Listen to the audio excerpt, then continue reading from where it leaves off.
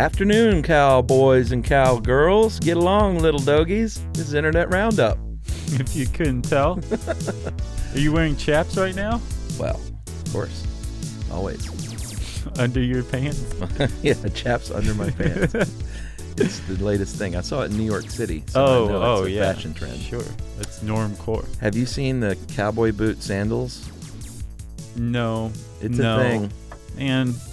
And it looks exactly like you would think. It is the boot from the shin. It's basically a cowboy boot with the tops of the foot part cut out into a sandal. You see him?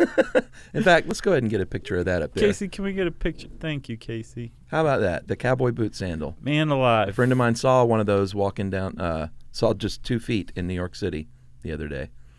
Awesome. So it's the latest trend. Way to go, everybody.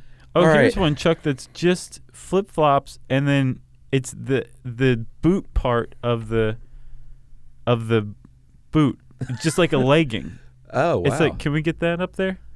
This isn't even like a cowboy boot sandal. It's cowboy boot leggings. That is crazy. Crazy town. All right. Well, that's what we like to call bonus material in the moment. That has nothing to do with today's episode. But we are going to start with a story. Let's just go ahead and call this segment Jerk of the Week. Yeah, maybe the year. Yeah, and we kind of have a little trepidation about calling people out because, you don't want to do that in a public forum. But this woman pretty much deserves it, so I don't feel bad about calling her a big jerk. I would say she brought this on herself. Yes, she was a wellness blogger named Belle Gibson. She claimed she had cancer and built quite an empire with her blog and an app, and then a lifestyle book, a diet book. A recipe book. And the reason why people listened to her is because she said that she had a terminal brain tumor, and she eschewed more than that. normal modern drugs in favor of a diet that she came up with to combat brain cancer and won. And so all these people with brain cancer are like, give me your recipes. Right. I'll give you as much money as I can. Because I have cancer and I'm trying to cure myself. Exactly. Yeah. I'll buy your app. I'll buy your cookbook. I'll listen to everything you say. And she got huge really quick. Yes. And in Australia, where she's from, and around the world. Yeah. The reason why she's the jerk of the week is because she made it all up. Yeah. I think the quote in Women's Weekly, Australian Women's Weekly, which is coming out with an interview with her soon, she said, none of it's true. I don't want forgiveness. I just think speaking out was the responsible thing to do. Above anything, I would like people to say, okay, she's human. Unbelievable. Yeah. The worst kind of human. She claimed she had cancer in her blood, spleen, uterus, and liver, and then the terminal brain cancer. And then they trace back all the way back to health forums in the mid-2000s where she claimed that she had multiple open heart surgeries and died on the operating table. And that, Chuck, is what they call Munchausen syndrome. Yeah.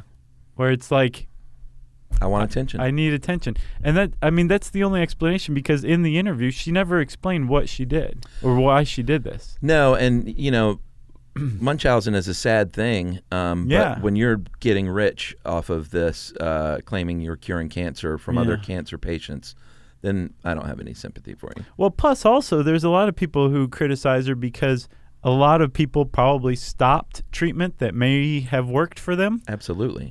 And started using her diet. Yeah. She defends herself by saying that she's helped thousands of people, but that's not really floating right now. No, nothing is floating. Penguin has ceased publishing her book. The Apple Store no longer offers her app. Yeah. And she's been discredited and disgraced. Jerk of the Week, Belle Gibson. Is that a new segment? Yeah, new segment. Maybe so. Okay. Maybe not Jerk of the Week, Jerk of the Month, because I don't want to do that every week. Oh, and then we can have a contest at the end of the year and see who wins Jerk of the Year. I love it. I think it's a great idea. That's so like morning zoo radio show idea. Yeah. Tried and true, I guess, is what I'm trying to say. That's perfect then, because that's exactly what the show is. And Chuck, speaking of brain tumors, our other story is about brain tumor as well. Yeah, it's brain tumor week. So, Indiana University PhD student named Yamini Karanam traveled to Los Angeles to seek out the help of Dr. Horrifying Shahinian. Yeah, nice job. Thank you. First try. And Dr. Shahinian is a brain tumor specialist. Yes, he has a very minimally invasive technique. And he's removed like 7,000 or 8,000 brain tumors in his career. I'm going to hang on to that name. Yeah. Just in case anything ever happens. That's a guy I want to go to. He's apparently very good. Yeah. And so Ms. Karanam went to see him because she started having trouble like following conversations. Mm-hmm. If multiple people in a room were talking, she just got really confused and didn't know what was going on. She's like, this is not normal. I think I have a problem. She was diagnosed with a brain tumor, and she went to go have Dr. Shahinian take it out. Dr. Shahinian... Pretty simple, right? ...had a little bit of surprise in store for him. Yes, a surprise when he found out that her brain had teeth. She had a teratoma. She had an embryonic twin, and we've talked about this before on the podcast. And when your body absorbs your twin. Right. And there can be a part of your body with teeth and hair and bone, and her brain had that. Yep. Teeth in her brain. If you want to spend some horrific time on the internet, just Google image teratoma. Some of them are obviously fake or special effects or whatever. Yeah, like when it's got like a smiley face. Right, yeah, or like Groucho Marx glasses on. But there are plenty that are real and very disturbing. Yeah. There's one actually. Can we show it? I don't know if we should show it. How about this? Before we show it, if you have a weak stomach, do not watch this next part. Fast forward through it. Okay. But this teratoma right here. Oh my God. It has like a fully developed upper teeth, and I can't tell if it's real. It looks real. I think that's real. I mean, the person holding it is wearing like rubber medical gloves. Well, that makes it real. It real. lends a certain air of credibility to the whole thing, but I think that might be the worst teratoma anyone's ever come up with. Man, and she had a really good attitude about it. She called the tumor her evil twin sister, who's been torturing me for the past 26 years. And I guess the good news is it wasn't a brain tumor as well, you know? Well, I mean, it was a brain tumor. It was just her former twin. But does that count as a tumor? Sure. A teratoma is a kind of tumor. Oh, okay. But it wasn't like a benign it wasn't or a cancerous malignant cancerous tumor. Yeah, so I that's see what the you good mean. News. Yeah. That is good news. And this has happened plenty of times. Well, not plenty of times. It's happened before. I think the doctor said he's seen 2 in his 8,000 surgeries. But in 2009, there was in England a man named Gavin Hyatt.